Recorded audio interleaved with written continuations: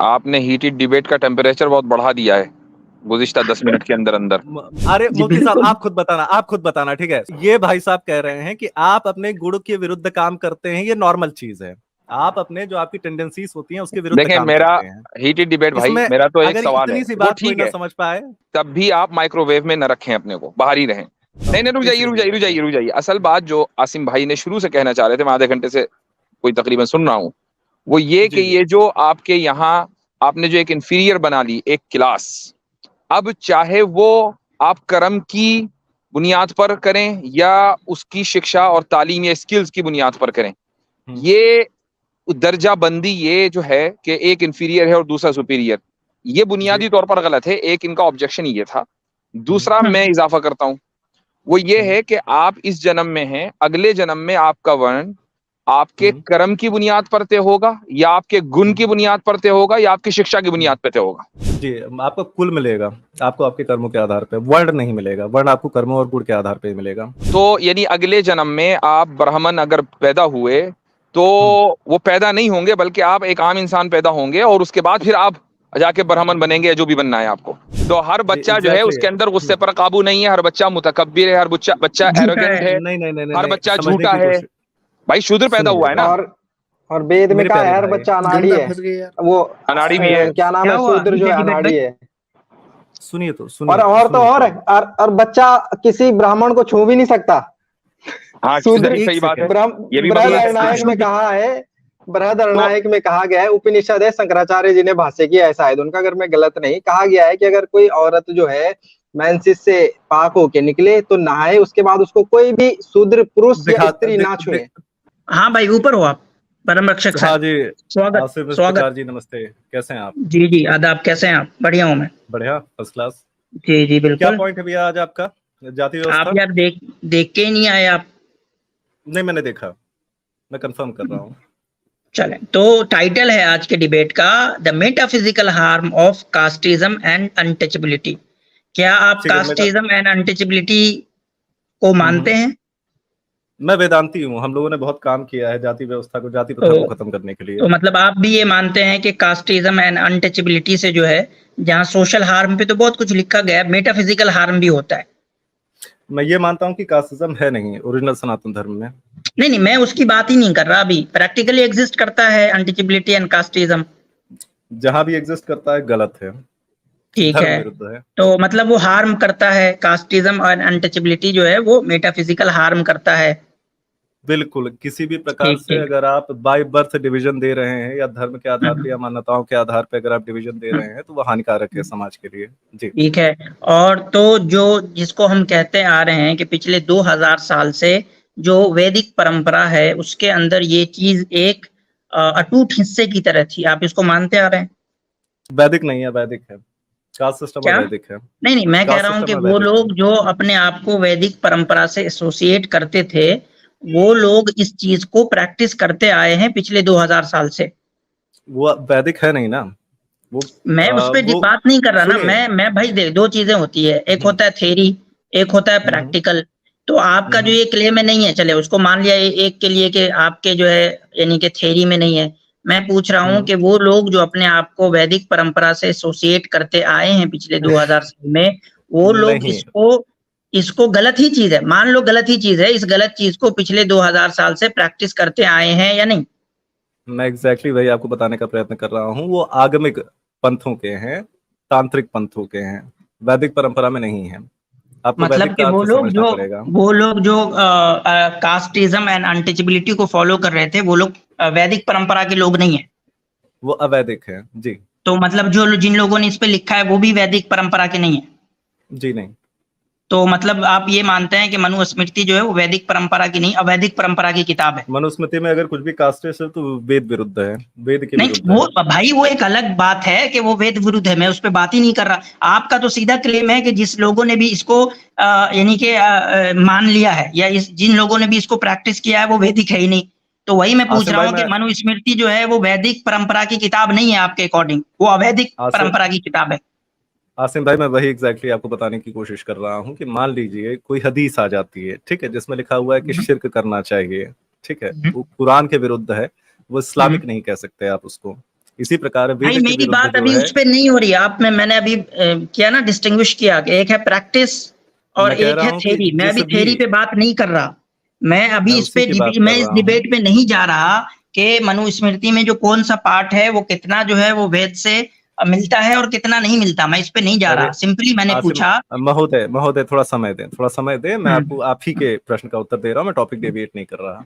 मैं ये कह रहा हूं प्यारे भाई कि जहां भी कास्ट सिस्टम है, ठीक है, चाहे आप फ्रांस ले लीजिए, चाहे आप जापान ले लीजिए, चाहे आप थाईलैंड ले लीजिए, वहां पे वो चीज एंटी ह्यूमन है, वो चीज इंसानियत के हिसाब से नहीं है, लेकिन वैदिक भी नहीं है। मैं यही कह रहा हूं आपको। नहीं, मेरा दूसरा क्वेश्चन है कि पिछले 2000 साल से जो लोग इंडिया में इसको या उससे भी ज्यादा से जो प्रैक्टिस किए हैं, वो लोग वैदिक परंपरा से थे या अवैदिक परंपरा से थे? 2000 साल पुराना कोई ग्रंथ दे दीजिए जिसमें लिखा हो, या कोई भाई ऐतिहासिक ग्रंथ दे दीजिए समकालीन जिसमें लिखा हो कि जाति व्यवस्था थी। अच्छा ये बताओ, मनुस्मृति कब की किताब है? आप जो मनुस्मृति आज आपके पास है वो 100 साल पुरानी भी नहीं है। यानी कि जो मनुस्मृति है वो बिल्कुल करप्टेड है, उसकी कोई वैल्यू नहीं है, वो वैदिक परंपरा की किताब ही नहीं है आपके अकॉर्डिंग? ये उसके ऊपर 20 साल का अध्ययन है, विशुद्ध मनुस्मृति लिखी गई है, हर एक श्लोक जो अवैधिक है उसको निकाला गया है उसके तो कारण। हीटेड अरे डिबेट भाई भाई, वो आप एक अलग बात है ना, 2000 उसमें साल क्या पुरानी निकाला गया किताब नहीं बता निकाला दीजिए, गया। मैच कर लेंगे हम, उसको मैच कर लेंगे। आप आप 2000 भाई पुरानी कोई ओरिजिनल किताब बता दो। मनुस्मृति बता दो, हम मैच कर लेंगे। मैं आपको वेद से प्रमाण दे सकता हूँ, मैं आपको उपनिषदों से दे सकता हूँ। महाभारत क्या है? अभी अच्छा नहीं, ये महाभारत ये क्या है? बरहड़ महाभारत, हाँ, इतिहास ग्रंथ है, बताइए। तो उसमें अगर लिखा हो तो महाभारत से आपको रेफरेंस चाहिए? महाभारत आपके पास है इस समय? हाँ, अब अगर उसमें लिखा हो तो वही मैं महाभारत की बात पूछ रहा हूँ, महाभारत है आपके पास इस समय? मैं वही, मेरे पास पूरा रेफरेंस है ना। अगर उसमें अरे लिखा हो कि कास्टिज्म था, ठीक है, एक काम करिए, महाभारत का अनुशासन पर्व का 143वां अध्याय का 35वां श्लोक खोलिए। आवाज कट आवाज रही कट है। रही है आपकी, आपकी आवाज बहुत कट रही है। डिबेट साहब आपकी अभी आवाज कट रही है। अभी आसिम, अभी आवाज आ रही है मेरी भाई? नहीं आपकी आवाज कट रही है अभी भी। नहीं, हेलो, आपने वो 100 हेलो, साल हेलो। पुरानी बोला ना, तो 100 साल पुरानी बोला ना, तो तो रेडियो वाली आवाज आ गई, जैसे आपने बोला 100 मैं साल आपको पुरानी है। महाभारत से ही बता रहा हूँ। अभी आवाज आ रही है मेरी? हाँ अब आ रही अब आ रही। एक सेकंड। ठीक है, मैं आपसे ये इत्तेहाद कह भाई, रहा मैंने हूँ आपको कि एक लिंक शेयर किया है, वो आप इसको इन्हें शेयर कर दें। एक सेकंड जी, आप बाद में शेयर करिएगा, मैं आपको महाभारत से ही दिखा दे रहा हूँ। क्या आप जी मैं मुझे मेरे लिए नहीं, आपने एक सेकंड ब्रह्माक्षर साहब, आपने अभी बोला ना कि मुझे कोई किताब से दिखा दीजिए कि ये सब सिस्टम था, बोला ना आपने? दिखाइए। मैं दिखा देता हूँ। मतलब आप क्या कह रहे हैं कि ये ब्राह्मणिज्म, शूद्रा, ये सब सिस्टम ही नहीं था? नहीं, दिखाइए, आप अपना रेफरेंस दिखाइए, फिर मैं दिखाता हूँ। एक सेकंड। हाँ, इत्तेहाद भाई जरा इसको ले आए। एक मिनट रुक जाओ, एक मिनट, थोड़ा सा हैंग हो रहा है, एक मिनट रुक जाए, मैं बंद कर रहा हूँ।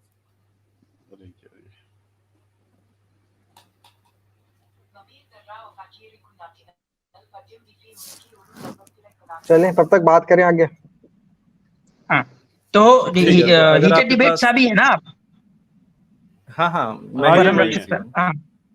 अच्छा, तो मेरा क्वेश्चन है कि आप क्या इसको डिनाई करते हैं कि पिछले यानी कि हिंदुस्तान के अंदर जो है कभी अनटचेबिलिटी या कास्टिज्म जो है वो फॉलो नहीं किया गया, आप इसको नहीं मानते? नहीं, किया गया है। कब से किया गया आपके अकॉर्डिंग? कब स्टार्ट हुआ ये आपके अकॉर्डिंग? कब से ये हो रहा है? मेरे अनुसार जो प्रगाढ़ता से शुरू हुआ है वो 500 से लेकर 700 साल पहले से शुरू हुआ। हाँ, अभी उस पे आते हैं। इत्तेहाद भाई जरा आप इसको सामने ले आए ना, आप इसको सामने ले आए। ये लीजिए, बर्थ बेस्ड कास्ट सिस्टम का प्रूफ है आपके सामने। बर्थ बेस्ड, ठीक है, नॉट बिल्कुल कर्म बेस्ड, बर्थ बेस्ड। पढ़ लें इसको, यहाँ से पढ़ लें जहाँ से ये हाईलाइटेड है। ठीक है, बहुत अच्छा है। क्या लिखा हुआ है पढ़ के सुना दीजिए, छोटी स्क्रीन है। इत्तेहाद भाई पढ़ लें, आपके पास एक्सेस है ना? एक मिनट। अरे यार ये ऊपर वाला ना, मैं पढ़ के मैंने पढ़ा कर लिया है, मैं पढ़ के सुना दे रहा हूँ, ठीक है। मात्र सवान answered the Brahmana, O best of kings, has sprung from the mouth of Brahmana, and Kshatriya has sprung from his 2 arms, and the Vaishya from his 2 thighs, for waiting upon 3 orders, or O ruler of men, a 4th order, the Shudra, sprung into life, being created from feet of Brahmana, originally created. Thus the Brahman takes birth on earth as the lord of all creatures, his duty being the keep of Vedas and other scriptures, then for ruling the earth and wielding the rod of chastisement and protecting all creatures, the second order, the Kshatriya, was created. The Vaishya was created for supporting the two other orders and himself by cultivation and trade. And finally, it was ordained by Brahmana that the Shudra should serve the three orders as a menial. जी ठीक है मेरे प्यारे भाई, नीचे थोड़ा सा नीचे भी थोड़ा सा है वो पढ़ लें। जी जी नीचे करें, स्क्रॉल नीचे करें। हाँ नीचे वाला स्क्रॉल करिए। हाँ इसके आगे लिखा हुआ थोड़ा है ऊपर, थोड़ा ऊपर। ठीक है। Puranavas said, "Tell me truly, O God of winds, to whom this earth righteously belongs. Does it belong to Brahmana or the Kshatriya?" The God of wind said, "Everything that exists in the universe belongs to Brahmana in a consequence of birth and precedence. Person conversant with morality say this: what Brahmana eats is his own. The place he inhabits is his own. What he gives away is his own. He deserves the veneration of all the other orders. He is the firstborn and the foremost. As a woman, in the absence of her husband, accepts his younger brother for him, even so the earth, in consequence of the refusal of Brahmana, has accepted his next born, the Kshatriya, for her lord." जी ठीक है, इसमें आप उत्तर चाहते हैं या अभी आपको कुछ और रखना है इस पे? नहीं मतलब एक तो प्रूफ है ना, ये आपने बोला था ना कि 500 साल पहले से नहीं है, महाभारत में लिखा हुआ है। ठीक है, अब आप ये बोल देंगे ज्यादा से ज्यादा कि महाभारत भी 2000 साल पुरानी नहीं है, खत्म किया सारी। सर आपका नाम क्या है भाई? एक्नॉलेज इस्लाम। हाँ बोले बोले। हाँ एक्नॉलेज इस्लाम भाई, क्या आप उसी महाभारत का वन पर्व का 180वां अध्याय का 21वां श्लोक खोल सकते हैं प्लीज? आप खोल दें फिर लिंक सेंड कर दें। ये मेरे पास सिर्फ ये था, सोर्स था इसका, मेरी पूरी महाभारत नहीं खोली हुई है इस वक्त। चले तो मैं आपको बैकड्रॉप दे रहा हूं। तो हीटेड डिबेट साहब, जी जी, तो एक ऐसा टेक्स्ट है हमारे पास जो मनुस्मृति में जो लिखा हुआ है उसको कह ले, अगर मान ले डायरेक्ट नहीं तो इनडायरेक्टली सपोर्ट करता है। ठीक है, अगर ज्यादा आप यही कहेंगे उसका कोई टेक्स्ट का कोई एक्सप्लेनेशन देंगे तो ठीक है, जहां आपका एक एक्सप्लेनेशन हो सकता है उसका आंसर तो ले लें। हाँ लेंगे अभी। तो ज्यादा से ज्यादा मैं बिल्कुल आ रहा हूँ, आपकी तरफ आ रहा हूँ भाई। तो भरम रक्षक साहब, आप एक एक्सप्लेनेशन देंगे जो आपके अकॉर्डिंग होगा, ठीक है कोई नहीं, लेकिन क्या इस टेक्स्ट से जो दूसरा एक्सप्लेनेशन है वो एक्सट्रैक्ट नहीं किया जा सकता? नहीं किया जा सकता। अच्छा चलें ठीक है, अब अपना एक्सप्लेनेशन दे, आपका क्या है इस पे? ठीक है, धन्यवाद। यहाँ पे ऑर्डर्स की बात की जा रही है। ये जो आपका एक्सप्लेनेशन आ रहा है वो वेद के पुरुष सूक्त से आ रहा है, जिसमें समाज की तुलना एक पुरुष से की गई है और उसमें बताया गया है कि आपके समाज को मार्गदर्शन करने का जो कार्य होता है वो आपकी बुद्धि का होता है, और बुद्धि समान ब्राह्मण है। आपके जो समाज की रक्षा करने का काम होता है, जिस प्रकार से पुरुष की रक्षा उसके हाथ करते हैं, उसी प्रकार से आपके क्षत्रिय हैं। जिस प्रकार से उसका भरण पोषण उदर करता है पुरुष का, उसी प्रकार से वैश्य करते हैं। जिस प्रकार से वो समाज अपने लोगों के शूद्रों के पैरों पे चलता है, वर्कर्स के पैरों पे चलता है, उसी प्रकार समाज को चलाने वाले शूद्र होते हैं। ठीक है मेरे प्यारे भाई, अब आपको समझना पड़ेगा कि ऑर्डर्स का बेसिस क्या है। उस ऑर्डर के बेसिस के लिए मैं आपको उसी के महाभारत के ही, लेकिन इसमें ये चीज अफर्म होती है कि एक बंदा बाय बर्थ बनता है कोई। अरे मैं आपको अफर्म कर दे रहा हूँ ना, मैं महाभारत से ही दिखा दे रहा हूँ। आप हाँ तो वही तो बात होगी। अभी आपने क्लेम किया था कि मुझे किसी पिछली किताब से दिखा दें, दिखा दिया। अरे भाई तो मैं दिखा तो दूं कि ये ऑर्डर कैसे बनता है। आपने बता तो दिया कि जिस हिसाब से पुरुष से तुलना की गई है उसमें फिर जो है किसका क्या रोल होता है। अब मैं बताऊं तो वो ऑर्डर बनता कैसे है। मतलब आप क्या बताना चाहते हैं कि इसमें जो बाय बर्थ बताया है वो गलत है?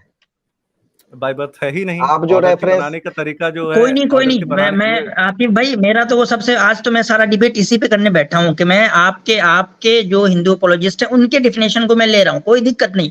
आप कहते हैं कि ये सारा सिस्टम जो है वो कर्म बेस्ड है, जाति बेस्ड नहीं है। मैं उस पर ही आज बात करने बैठा हूँ। आज तो मैं उसी पे बात करने बैठा हूँ कि अगर ये कर्म बेस्ड भी हो तब भी ये कैसे हानिकारक है।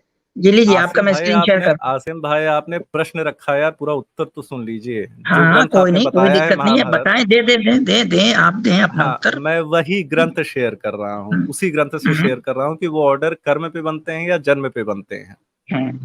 और इस भाई हिसाब से क्योंकि ये हीटेड वेद डिबेट सम्मत साहब, है। लग रहा है आपने, असीम भाई एक मिनट सुन लीजिए, प्लीज।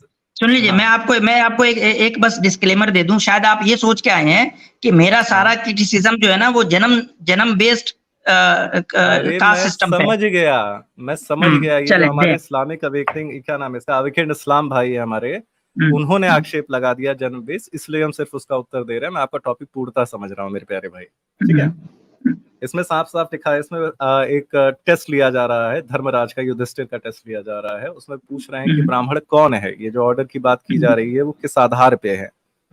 तो उसमें युधिष्ठिर बता रहे हैं कि नागराज, जिसमें सत्य, ट्रूथ, दान मतलब चैरिटी, क्षमा मतलब फॉरगिवनेस, सुशीलता मतलब हम्बलनेस, क्रूरता का अभाव, वो जानते ही होंगे आप, तपस्या और दया से सद्गुण दिखाई देते हैं, वही ब्राह्मण कहा गया है। जिसके अंदर दिखाई देते हैं उसी को कहा गया है, अन्यथा वो ब्राह्मण हो के भी ब्राह्मण नहीं है। उसके हम उदाहरण आपको हजारों दे सकते हैं। आगे फिर आप नहीं, इसमें वो मतलब, सारे उदाहरण मुझे नहीं चाहिए, वो सारे कोई उदाहरण नहीं चाहिए। ठीक है सबसे मैं पहली एक बात, और, आपने मेरा क्लेम ठीक नहीं है समझा, मैं आपको फिर से दोबारा से क्लेम मैं समझा। आपका क्लेम समझ गया, मैं एक्नॉलेज इस्लाम को आंसर कर रहा हूँ मेरे प्यारे भाई आसिम। मेरा आपका प्रश्न मुझे पूरी तरीके से समझ में आ रहा है, उसकी टेंशन मत लीजिए। मैं पहले प्रश्न का उत्तर दे रहा हूँ अभी सिर्फ। उसके बाद कहते हैं कि यदि शूद्र में, अगर आप जाति से, अगर आपको शूद्र भी कहा जा रहा है, यदि शूद्र में सत्य आदि उपयुक्त लक्षण है और ब्राह्मण में नहीं है, तो वह शूद्र शूद्र नहीं है और वह ब्राह्मण ब्राह्मण नहीं है। सर्व जिसमें ये सत्य आदि लक्षण मौजूद हो वही वह ब्राह्मण माना गया है, और जिसमें इन लक्षणों का अभाव हो उसे शूद्र कहना चाहिए। आपको जो हम एक प्रॉपर एग्जांपल स्वामी विवेकानंद का दे ठीक सकते है। हैं, जिनके अब देखिए, मेरा सिरके से सबसे हम भाई, आते हैं। ये टेक्स्ट अपने आप में प्रॉब्लमेटिक है। जी ठीक है, कोई ये इशू नहीं है। टेक्स्ट असल में यही अब है। ये आइए, मेरा सारा क्रिटिसिज्म जो है ना, आपने हाँ हाँ, मेरी दलील आगे दे दी है, मेरे आर्गुमेंट, मेरी सारी यही प्रॉब्लम है कि जो मैं कैटेगरी हालांकि शूद्र इस की है डिबेट को वो आगे अपने कंटिन्यू आप करूं, में एक लेकिन इंफीरियर आसिफ भाई आप कैटेगरी है, पहले कर लें, फिर मैं चाहे वो डिबेट कोई करूंगा। भी हो। एक मिनट अतर भाई, मेरा जो सारा क्लेम है वो यही है, मैं इसको नहीं कह रहा कुछ भी। मेरा सारा क्लेम है कि ये जो वर्ण सिस्टम में जो कैटेगरी बनाया गया वो अपने हाँ आप में ही प्रॉब्लमेटिक है। कि यहाँ ये, भी आपने अभी अभी अभी दिखाया ना, टेक्स्ट हटा क्यों दिया आपने? भाई लाए, हटा क्यों रहे टेक्स्ट को? अच्छा आई एम सो सॉरी, मुझे नहीं पता था, मुझे लगा कि हम लोग जो है दूसरे टॉपिक पे डिस्कस ना ना करने ना जा ना, रहे हैं। ये टेक्स्ट में तो मेरी बात है सारी, इसी टेक्स्ट मैं में फिर अभी से जो ला दे दिखा रहा रहे हूँ। थे आप। ये जो हाँ आप डिस्कशन करने जा रहे हैं उस डिस्कशन को मैंने किया है, बहुत इंटरेस्टिंग हाँ, डिस्कशन है, सबके लिए यही है चीज है। मेरा ठीक सारा है। आर्गुमेंट तो इसी पे है। मैं तो भाई आपके उस आर्गुमेंट को लेके चल रहा हूँ कि ठीक है, जन्म सिद्ध नहीं है, ये जो है वो हम्म, कर्म के आधार पे बेस्ड होगा, चले कोई दिक्कत नहीं। लेकिन जी जी यहाँ जी, क्या लिखा गया है, देखें हम्म कि शूद्र एक ऐसी कैटेगरी बनाई गई है जो कि हम्म, इंफीरियर है, जी बिल्कुल, जो कि इंफीरियर कैटेगरी है। अब देखें, बिल्कुल और इंफीरियर इस है। इंफीरियर कैटेगरी को, एक में इस इंफीरियर कैटेगरी को जोड़ा गया है किस चीज से? बहुत सारे प्रोफेशन से, बहुत सारे जी प्रोफेशन जी से जोड़ा गया बिल्कुल ना इस कैटेगरी को। बिल्कुल बिल्कुल बिल्कुल जोड़ा तो गया ये है जी। आपको नहीं लगता ये अपने आप में प्रॉब्लमेटिक है कि हम किसी काम को इन्फीरियरिटी या सुपीरियरिटी से जोड़ देते हैं? जो समाज में जो काम हो रहे हैं, क्या आप हम्म ये समझते हैं कि समाज के अंदर जो बहुत सारे काम होते हैं, मिसाल के तौर पे गटर साफ होता है, वो एक ऐसा हम्म, काम है कि उस काम करने वाले इंसान को ही सिर्फ उस काम के बेस पे इन्फीरियरिटी इसमें डाल दिया जाए? झाड़ू लगाने वाले को वो काम ही अपने आप में ऐसा हो गया कि उसको उस काम करने की वजह से जो है वो मुफ्ती इन्फीरियरिटी साहब मैंने कैटेगरी में डाल दिया आपका जाए। प्रश्न समझ लिया है। देखिए कोशिश ये करते हैं ना कि ताकि सबके लिए मतलब सुनने में बढ़िया लगे डिबेट, हम लोग अपने पॉइंट को दोबारा रिपीट नहीं करेंगे और हम लोग छोटे से छोटे में रखने का प्रयत्न करेंगे, ठीक है दादा, ताकि सामने वाले को भी लगेगा कि मुफ्ती साहब अवसर दे रहे हैं। मैं ये कह बिल्कुल रहा था समझे। कि हम्म, हाँ, हमने आपको बताया है कि गुण और योग्यता के आधार पे। उसके पहले मैं एक डिस्क्लेमर दे देना चाहता हूँ कि जैसा कि मैंने आपको ऑलरेडी बताया कि स्मृति ग्रंथ जो होते हैं वो हमारे लिए प्रथम प्रमाण नहीं होते हैं। तो हाँ, आपको स्मृति ग्रंथों में बहुत जगह ऐसा मिल जाएगा कि जन्म से ही कोई शूद्र है, बिल्कुल मिल जाएगा। हीटेड डिबेट परंतु साहब, मेरा जन्म पे मसला ही नहीं है, मेरा अरे तो सारा आसिम, इस वर्ण सिस्टम पे मसला है हाँ जो कि कर्म के आधार पे बेस्ड है, हाँ वो हाँ वर्ण हाँ, सिस्टम। उसी उसी पे आ रहे हैं, उसी पे आ रहे हैं आसिम भाई। इंटेलेक्चुअल डिस्कशन है, बहुत प्यारा पॉइंट है, टॉपिक है।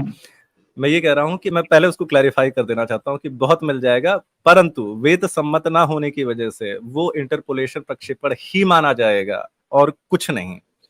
दूसरी बात कि हाँ देखो आसिम भाई, आपको इस चीज को समझना पड़ेगा कि अगर आपके पास स्पेशलाइजेशन नहीं है किसी चीज की, ठीक है, जैसे क्षत्रिय के लिए क्या काम निर्धारित किए गए हैं, रक्षा करना, है ना?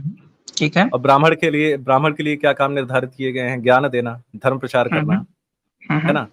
तो मेरे प्यारे भाई, जिसको रक्षा करने के लिए ट्रेन ही नहीं किया गया है, जिसको युद्ध कला सिखाई ही नहीं गई है, जिसके अंदर गुण ही नहीं है, जिसके अंदर वो शिक्षा ही नहीं है, उसको हम अगर सेना में रख लेंगे या बॉर्डर पे भेज देंगे, वो तो ऐसी की तैसी करवा देगा ना आर्मी की। समझ में आ रहा है? जिसके अंदर वो गुण ही नहीं है, एबिलिटी ही नहीं है, उसको हम वो काम क्यों दें? और अगर देते हैं तो समाज का बुरा या उसके लिए हानिकारक नहीं होगा? मसला उसका नहीं है। आप मेरे बेसिक क्वेश्चन को आंसर नहीं कर रहे। मसला इसका नहीं है कि आप स्किल बेस्ड जो है वो लोगों को दे रहे हैं काम, जिसका जो स्किल है वो दे रहे हैं। मेरा सवाल सिर्फ ये है कि उसकी बेस पे आप एक कैटेगरी इन्फीरियरिटी और सुपीरियरिटी की क्रिएट कर रहे हैं। That is problematic. देखिए, प्रॉब्लमेटिक इसलिए नहीं है, जैसे मैं आपको समझाने की कोशिश कर रहा हूँ। कैसे नहीं भाई, आप उस स्किल के बेस्ड पे एक ऐसी कैटेगरी बना रहे हैं और ऑब्जेक्टिवली बना रहे हैं, और उसके अंदर एक इन्फीरियरिटी और सुपीरियरिटी का सेंस है। That is problematic. ठीक है मेरे प्यारे भाई, ध्यान से पढ़िएगा, इसका उत्तर जो है इसी श्लोक में है। ध्यान से समझने की कोशिश करिएगा, ठीक है? मैं इसके पहले वाले श्लोक में चला जाता हूँ ताकि आपको बेहतर समझ में आ जाए। इस श्लोक में भी समझ में आ जाता है। आप हिंदुस्तान से है ना? हाँ। आप इसको प्लीज पढ़िए एक बार। नागराज, जिसमें सत्य, दान, क्षमा, सुशीलता, क्रूरता का अभाव, क्रूरता का अभाव, अच्छा मिल गया है वो, ठीक है। क्रूरता का अभाव, तपस्या और दया, ये सद्गुण दिखाई देते हैं, वही ब्राह्मण कहा गया है, ठीक है। और जिनमें मतलब दूसरा वाला जो श्लोक हमने पढ़ा था, मसला इसका नहीं है, ये सब मैंने समझ लिया। ये सब बातें हो रही है कि ये जन्म सिद्ध नहीं है बल्कि कर्म है। ये काम करोगे तो ये तुम ब्राह्मण कहलाओगे, तुम शूद्र कहलाओगे। मेरा उस पे है ही नहीं। मेरा सिंपल क्वेश्चन है, एक कैटेगरी बनाने के बाद उस कैटेगरी के ऊपर इन्फीरियरिटी सेंस को लाद देना, दैट इज प्रॉब्लमेटिक। आसिम भाई, आप मेरा पॉइंट नहीं समझे। मैं मूर्ख नहीं हूं कि आपको दोबारा ये पॉइंट पढ़ाऊंगा। आप समझने का प्रयत्न करें कि जिनके अंदर ये गुण है मेरे प्यारे भाई, और जिनके अंदर ये गुण नहीं है, ध्यान से देखिएगा। सत्य जिसके अंदर नहीं है वो झूठ बोलता है, जिसके अंदर दान नहीं है वो अपना धन समेट के रखना चाहता है, जिसके अंदर क्षमा नहीं है वो क्रूर है, जिसके अंदर सुशीलता नहीं है वो घमंडी है।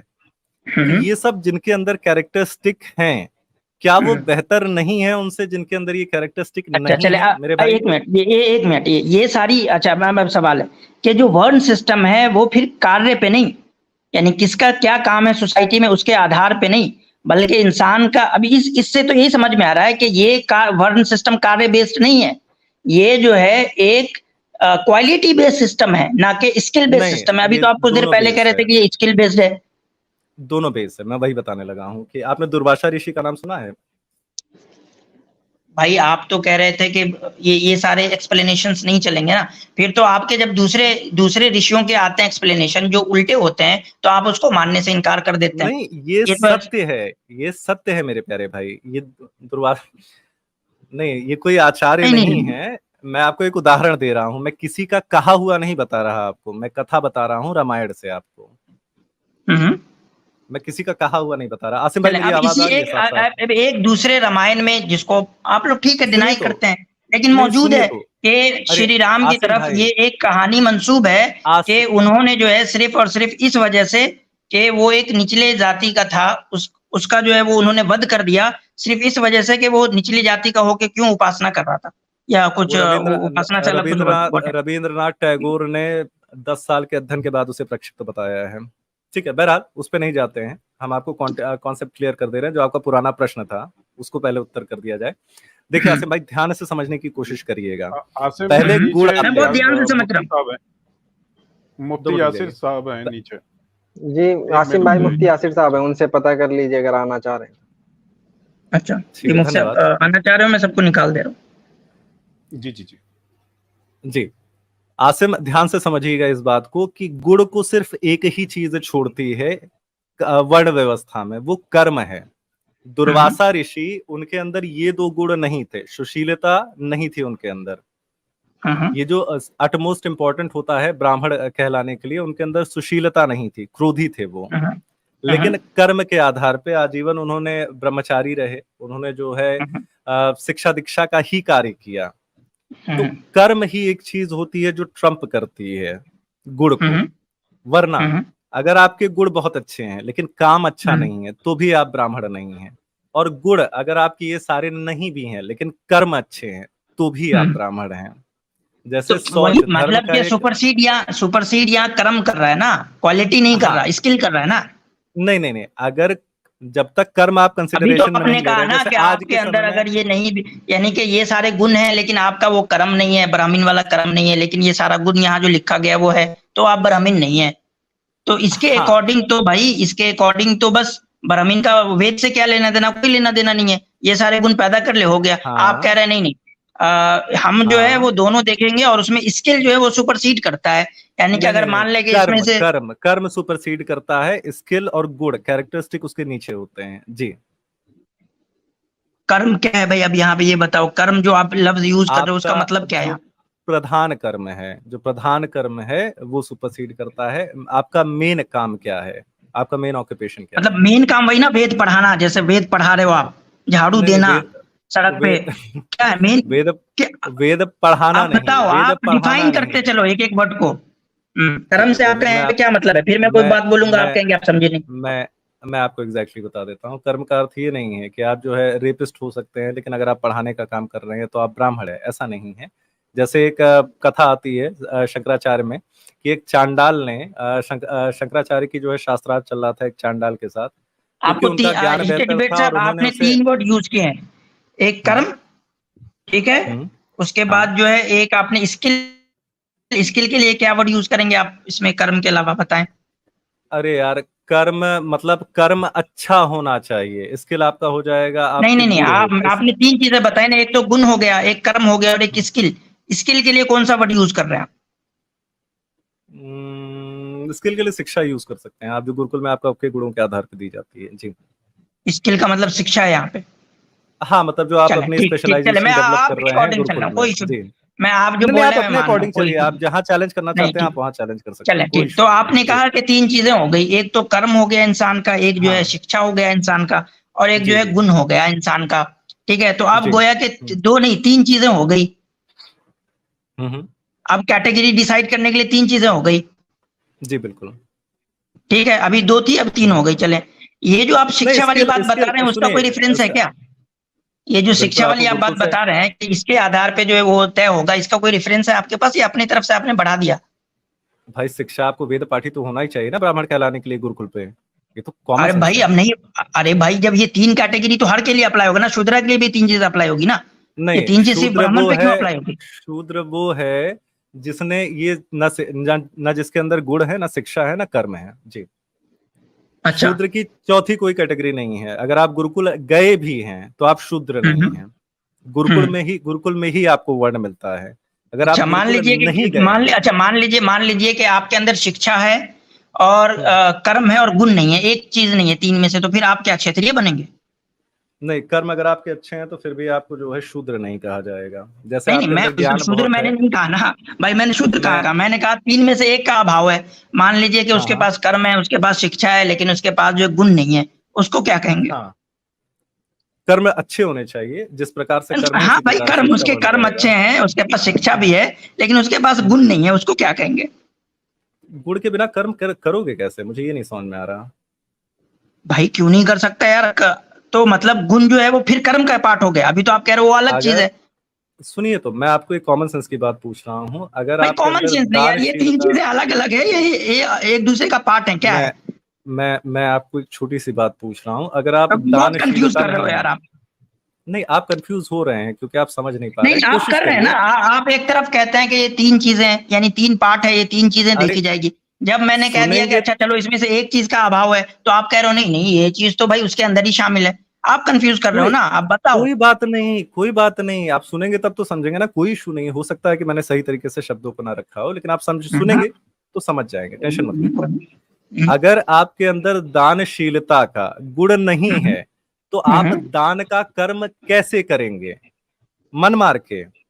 अच्छा, आप नहीं कर सकता है, मन मार के कर सकता है आदमी, शर्म में कर सकता है आदमी, समाज के दबाव में कर सकता है आदमी, बहुत सारी चीजें कर सकता है। एक बार कर देंगे, 2 बार कर देंगे, लेकिन उस दशा में आपका कर्म श्रेष्ठ माना जाएगा। समझ रहे हैं आप? भाई तो आप ये गुण ना होने के बावजूद भी आदमी वो काम कर सकता है। हाँ, तो कर्म ठीक श्रेष्ठ है, माना जाएगा, वही तो मैं बता रहा हूँ हाँ आपको। मान लीजिए अगर आप वही मैं दानशील कह रहा हूँ नहीं ना है कि फिर भी, मान लीजिए किसी हाँ, के अंदर जो है वो ये क्वालिटीज तो नहीं है, ये गुण तो नहीं है, लेकिन वो कर्म कर रहा है, तो सर आप उसको क्या मानोगे? बहुत ज्यादा हाइपोथेटिकल नहीं हो गया? मतलब ये कि कोई बहादुर नहीं भाई है लेकिन जरूरी है लड़ ना, के जीत जा रहा आप है। खुद हाइपोथेटिकल बनाने आए हो। आपने जो है क्या क्या चीजों का एकदम बालाए जैसे ताक रख दिया, ये नहीं मानते वो अरे नहीं मैंने मानते। आपको रेफरेंस चलो दिखाया ठीक है, भाई। आपका वन सिस्टम, आप एक नया वन सिस्टम खड़ा कर रहे हैं, हम उस पर ही नहीं, बात कर लेते हैं, सुनिए कोई तो, दिक्कत नहीं है। सुनिए तो, मतलब आप ये कहना चाहते हैं ईमानदारी कि से कोई बताओ, बहादुर ये नहीं है डिबेट लेकिन वो जंग ईमानदारी में से चला बताओ गया। कि आप जो ये 3 कैटेगरी पैदा कर दिए हो, क्या हाँ किसी ने आपसे पहले पैदा किया है? भाई, हजारों लोग यही कह ईमानदारी के से आए बताओ। हैं। अगर अगर मैं आपसे डिमांड कर दूं कि भाई मुझे दिखाओ कि कभी किसी ने जो है वो ये 3 चीजें लिखी हो और इस बेस पे जो है उसने वर्ण को डिसाइड किया हो, आप दिखा अरे पाओगे यार, ये आप 3 चीजें? आसिम इफ्तिकार, आप इंडिया में रहते हो? कहाँ रहते हो आप? भाई मैं यही रहता हूँ, इंडिया में रहता हूँ, आपका पड़ोसी हूँ। गजब है आप। अच्छा हाँ। ठीक है आसिम, समझना, इस चीज को समझने की कोशिश करना, बहुत सिंपल है। देखो, अगर तुम्हारे अंदर अगर आसिम भाई, आपकी एज क्या है पहले ये बताइए? क्या कह रहे हैं? आपकी उम्र क्या है? अरे छोड़ो, मेरी उम्र से क्या लेना देना है। अरे फिर भी बताइए तो, हम आपको तुम कहेंगे, किसी भाई ये पढ़ के सब विद्वान को तो अच्छा थोड़े लगेगा। आप मान लो कि मैं 40 साल का हूँ, घर से हूँ नहीं। ठीक है आसिम जी, फिर समझने का प्रयत्न करिए कि आपके अंदर बहादुरी का गुण नहीं है, लेकिन आप युद्ध में लड़ने का कर्म करने चले जा रहे हैं। ये मूर्खतापूर्ण हाँ, बात नहीं है, हाइपोथेटिकल बात नहीं है ये। जाते हैं लोग। तो भाई उसे लोग बहादुर जाते हैं माना ना। जाएगा? अगर वो युद्ध में जाके शहीद होने को तैयार है तो उसे बहादुर माना जाएगा, उसके अंदर गुण माना जाएगा। अच्छा, तो मतलब गुण एक ऐसी चीज है जिसको जो है वो आप एस्टैब्लिश नहीं कर सकते, बेसिकली आप सिर्फ कर्म को एस्टैब्लिश करते हैं, तो गुण तो गुण फिर के आधार इररिलेवेंट हो पे, गया ना। फिर जो सुनिए आप तो, यहाँ पे जो गुण मुझे दिखा रहे हैं वो तो इररिलेवेंट हाँ, हो गया, क्योंकि गुण को तो आप अरे अलग से एस्टैब्लिश कर ही नहीं सकते। भाई मैं इसके ऑपोजिट बोल रहा हूँ कि अगर आपके नहीं, अंदर आप बहादुरी अपोजिट का नहीं गुण बोल रहे हो, आप है ये बोल रहे हो, आप तभी ये आप बोल कर्म रहे कर हो। पाएंगे। भाई नहीं नहीं ना, मैं आपने बताया, मैंने बहुत मिसालें दी ना आपको कि आपके अंदर वो क्वालिटी नहीं है, फिर भी आप वो काम करते हो। मिसाल के तौर पे आसिम, आपके अंदर आप जो है वो हाँ, माफी देने वाले आदमी नहीं हो, माफ नहीं करते, क्षमा आपके अंदर नहीं है। लेकिन भाई आपके 10 लोगों ने जो है आपको प्रेशराइज किया कि माफ कर दो, उसको माफ कर दो, कंप्रोमाइज कर दो, हाँ आपने माफ कर आसिम, दिया भाई। मैं उस बात को समझ रहा हूँ, मैं आपकी बात को ठीक है, समझ दान रहा देने हूँ, की लेकिन आपके ये अंदर बहुत, क्वालिटी नहीं है, आप बखील इंसान हो। लेकिन भाई हाँ, 10 लोगों ने जो आपको प्रेशराइज किया, दान देना दे दिया आपने भाई। ठीक है, हाँ आप आसिम, क्रूर मैं, इंसान हो, लेकिन 10 लोगों ने आपको कहा, आप नरम पड़ गए यार। तो ये आसिम भाई सारी पॉइंट चीजें, आ गया कर्म है। जो है वो आप सोसाइटी के प्रेशर पे भी कर सकते हो, या कोई और ठीक है, दूसरा बेनिफिट देख के भी कर सकते हो। ठीक है, ठीक है, ठीक है, बहुत बहुत अच्छा पॉइंट है आपका, पॉइंट आ गया मेरे प्यारे भाई। हाँ ऐसा हो सकता है, लेकिन ये बहुत हाइपोथेटिकल सिचुएशन नहीं, होगी। वो बहुत हाइपोथेटिकल नहीं है, रोज होता है ये हमारे समाज में, ये हमारे समाज में रोज होता है ये काम। हाँ, उस दशा में कर्म श्रेष्ठ माना जाएगा जी मेरे भाई। तो मतलब ये हुआ कि गुण एक ऐसी चीज है जिसको हम एस्टेब्लिश कर ही नहीं सकते। वो तो नहीं, कर्म के, यानी कि गुण, कर्म को यानी कर्म जैसा होगा, हम जैसा देखेंगे वैसा उसको मान लेंगे। गुण आपके कर्म का निर्धारण करता है। नॉर्मली नहीं, मैंने गुण मैंने आपके बार कर्म बार का आपको, निर्धारण मैं करता है। आप इसका नहीं आंसर दे पा रहे हैं कि हाँ, समाज में हम आए दिन देखते हैं लोगों के अंदर वो गुण नहीं होता, लेकिन वो किसी हाँ, दूसरे बेनिफिट की वजह से वो काम करते हैं, वो ठीक है, हाँ, वो करते हाँ, हैं। तो अगर तो इस हाँ, पे ये माना जाएगा कि हम जो गुण को जो एस्टैब्लिश करते हैं वो सिर्फ कर्म के बेस पे करते हैं, यानी कि गुण को हम अलग से हाँ, एस्टैब्लिश कर ही नहीं सकते। तो मेरे भाई वो अच्छा कर्म नहीं हुआ ना, अगर आप किसी नहीं लालच नहीं, से, मैं किसी भाई द्वेष से। वो फिर एक ऐसी चीज हो गई ना जो आप देख ही नहीं रहे। सिंपली सवाल है आपसे कि गुण एक ऐसी देखो, चीज हो गई जिसको आप अलग से हम्म, एस्टैब्लिश नहीं कर सकते हो, आप जो देखते हम्म, हो उसके ऊपर आप हुक्म लगा देते हो। ठीक है, सुनिए तो, आप समझने की कोशिश करिएगा मेरे प्यारे मैं भाई, भाई आप सब समझने समझ की गया कोशिश यार। करिएगा। अब इस पॉइंट से आगे सुनो तो, निकलना है, या तो आप बोलो कि गुण एक आसिम अलग भाई, चीज है, इसको हम आ, अलग से एस्टैब्लिश कर सकते हैं, आसिम भाई, या गुण जो है वो अलग से एस्टैब्लिश नहीं हो सकता, वो कर्म देख के बस बता दिया जाता है। दोनों में आसिम से भाई कोई एक जबरदस्ती, बात बोल के फिर आगे जबरदस्ती कर चलते हैं। रहे हो यार। जैसे नहीं गुण यार, आप होते हैं वैसे जबरदस्ती का, हम इंसान लोग कर्म एक जगह करता अटक गए है। 10 मिनट से। आप अच्छा ठीक है, आप चलो चलो क्लियरली, चलो, आप ये मैं बात मान, इसके बाद क्लियर हो जाएगा। आसिम भाई एक सेकंड सुनो, मेरी बात नॉर्मली समझने की कोशिश करना। हाँ, मैंने आपके दोनों प्रश्नों का उत्तर दे दिया है कि मान लीजिए अगर हाइपोथेटिकली अगर कोई ऐसा कर्म कर रहा है, ठीक है, हाँ होता है, जैसे होता है कि मतलब मान लीजिए पड़ोसी का देखा देखी, कुछ लोग जो है वो ज्यादा दान कर देते हैं ताकि लगे कि हाँ भाई हम भी अमीर घर से हैं, है ना, दान कर दिया लेकिन गुण नहीं है दानवीरता के, लेकिन दान कर दिया, ठीक है, हाँ, तो उसमें कर्म श्रेष्ठ माना जाएगा, लेकिन गुण ही जो तो है वो आपके कर्मों को मैं निर्धारित दूसरी बात करेगा। पूछ रहा हूँ आपसे भाई, हाँ। क्या गुण एक ऐसी चीज है जिसको आप कर्म से अलग एस्टैब्लिश कर सकते हैं? गुण भाई आपके देखिए, अगर आप बहादुर है तो आप लड़ेंगे, आप कर्म करेंगे, अगर आप क्षमाशील है तो आप क्षमा करेंगे। आप हाइपोथेटिकल सिचुएशन में हाँ कर्म अपने गुण, उसको मौका भी तो मिलना चाहिए ना क्षमा करने का। मैं सिंपली पूछ रहा हूँ, मेरा सिंपल है कि ये 3 पार्ट अलग अलग है, आप समझिए, ये 3 पार्ट अलग अलग है, ये 3 पार्ट जो ये गुण वाला जो है वो कर्म के अंदर ही आता। आसिम तुमको आपने 3 अलग अलग पार्ट बतलाए थे। आ रही है आपको भाई मैं सब समझ रहा हूँ, मैं सब समझ रहा हूँ, होगा वैसा काम करेगा। नहीं हमें दिखता है कि आदमी डिबेट जैसा है वैसा काम नहीं करता है। हाइपोक्रेसी भी तो कुछ होती है, हाइपोक्रेसी की भी तो सीमा होती है ना भाई। सुनो मेरी बात, मैं आपको एक छोटी हाइपोक्रेसी भी तो कोई चीज होती है ना। आप अच्छे आदमी हो, ठीक है, मैं आपको एक यही का उदाहरण दे रहा हूँ, ठीक है, मैं एक नॉर्मल लड़का हूँ, ठीक है, मैं कॉलेज से पढ़ा हूँ, मैंने गाली गलौज जो है अपना, मतलब मेरे अंदर गुण है गाली गलौज देने के, ठीक है, तो लेकिन आप मुफ्ती भाई गाली गलौज देना कर्म है या गुण है? कर्म है मेरे प्यारे भाई। तो कर्म है ना, कर्म होगा ना वो। लेकिन प्रवृत्ति होना तो गुण है ना मेरे भाई, टेंडेंसी होना वो तो गुण है ना, मैं ये बता रहा हूँ। लेकिन आप जो है, आपका धर्म, आपका पंथ जो है, चाहे जितना इलॉजिकल हो, लेकिन आपने जिस समाज में पढ़ा है उसने आपको ऐसा गुण दिया है कि आप गाली गलौज नहीं करते हो, ठीक है, तो आप अगर हम एक normal day to day life में जी रहे हैं, आप कम गालियां देंगे, हम ज्यादा देंगे मेरे भाई, तो गुण आपके कर्मों को निर्धारित करता है सामान्यतः। ये छोटी सी बात समझ में आ रही है? मेरा सवाल ये है आपसे फिर वही कि क्या ये गुण जो है जो कर्मों को आपके अनुसार निर्धारित करता है, ठीक है, मेरे अनुसार भी जो है वो गुण को हाँ, लेकिन आप अपने गुण विरुद्ध करता है। मैं सिंपली पूछ रहा हूँ, क्या गुण को आप एस्टैब्लिश कर सकते हैं अलग से? आप गुण को कर सकते हैं, तो मतलब ये कर्म से एक अलग चीज हुआ ना। अरे सामान्यतः कर्मों को देख के ही कर सकते हैं भाई, जब दान देगा तभी तो पता चलेगा कि दानवीर है। मैं वही कह रहा हूँ कि जब ये इंडिपेंडेंटली कर्म से अलग जब ये एग्जिस्ट करता है और ये इंडिपेंडेंटली जो एग्जिस्ट किया भी, एस्टैब्लिश किया भी जा सकता है, तो फिर आप बार बार क्यों कर्म के अंदर छुप रहे हो? आसिफ मेरे प्यारे भाई, आप क्या मतलब, मैं सीरियसली बता रहा हूँ, आप लोगों में मंतक पढ़ाया जाता है ना मुफ्ती बनते टाइम?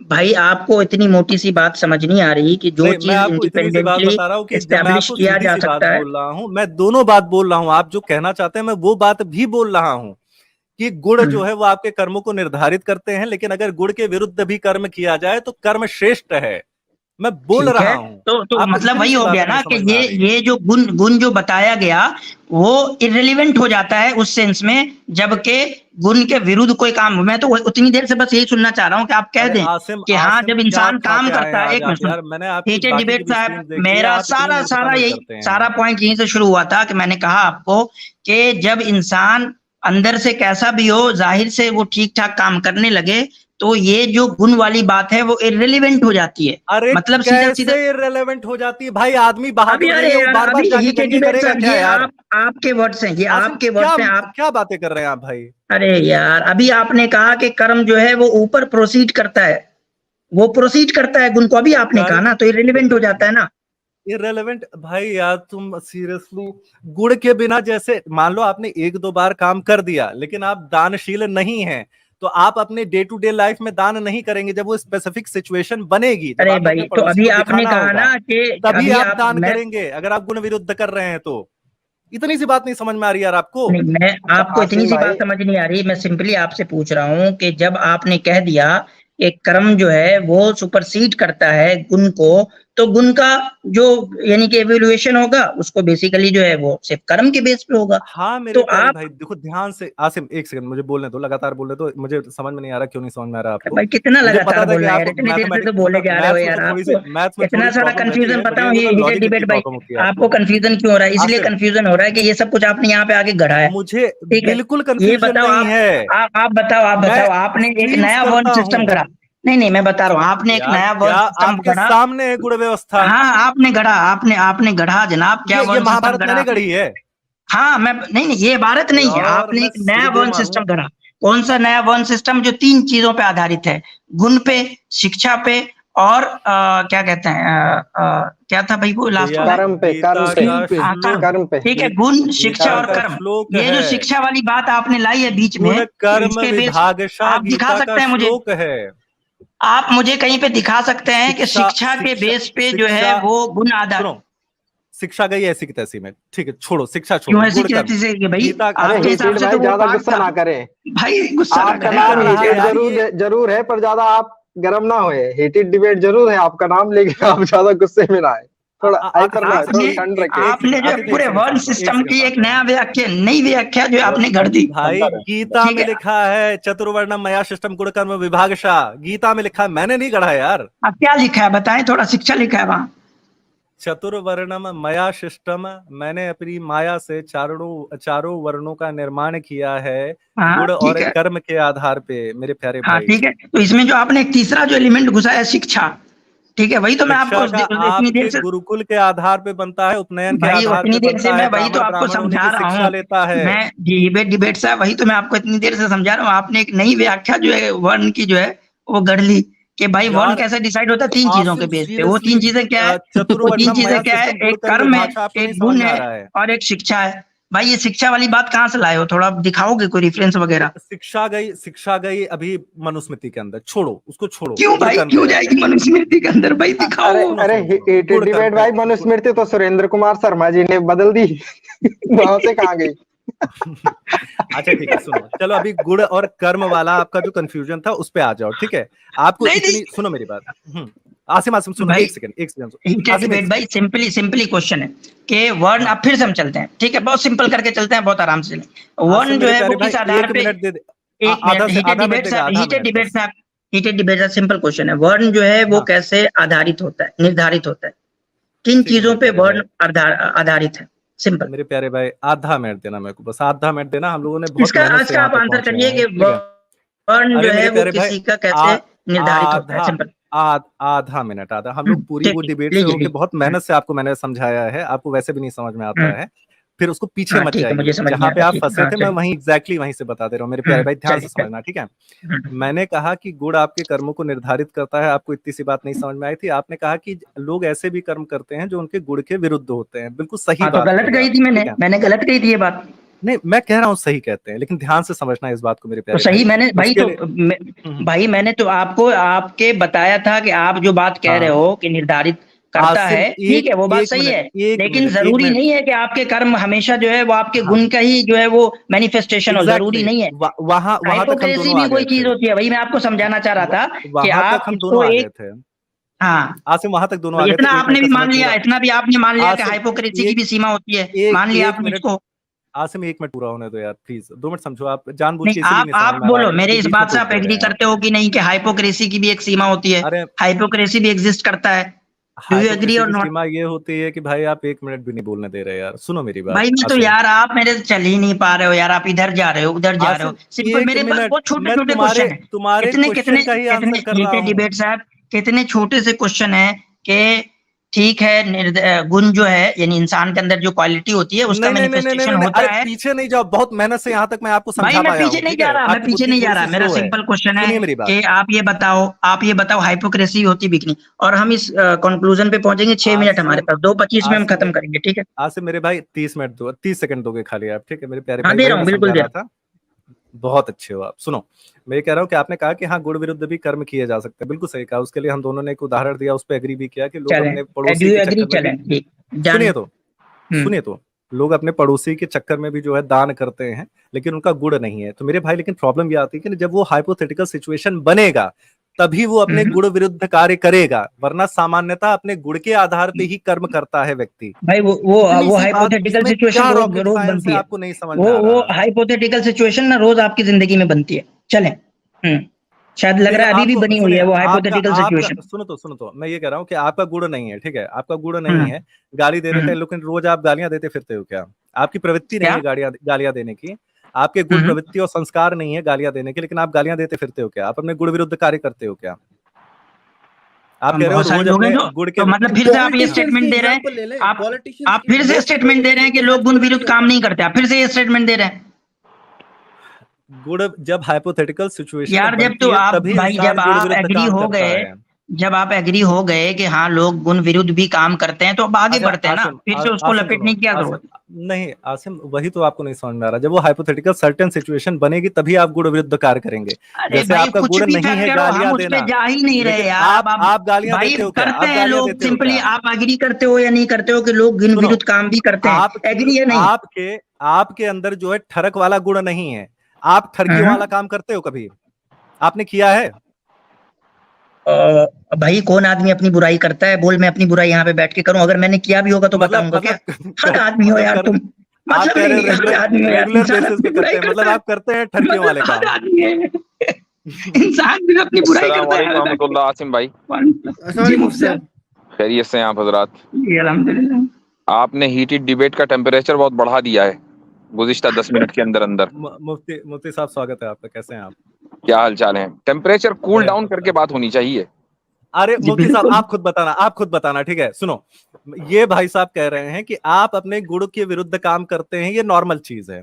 आप अपने जो आपकी टेंडेंसीज होती हैं उसके विरुद्ध देखें, काम मेरा करते हैं। हीटेड डिबेट भाई, इसमें मेरा तो एक अगर सवाल है, इतनी सी वो बात कोई ठीक ना है। समझ पाए, नहीं नहीं, आप मुझे बताइए, तब भी आप अपने टेम्परेचर आप क्यों को ना बढ़े?